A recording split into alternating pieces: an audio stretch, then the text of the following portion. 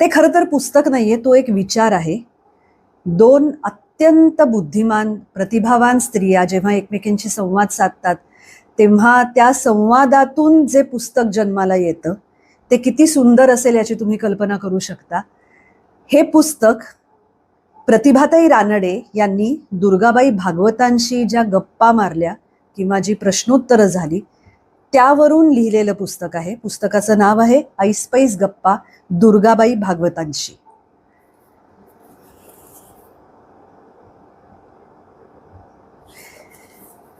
राजहंस प्रकाशननी प्रकाशित केलेलं हे पुस्तक आहे.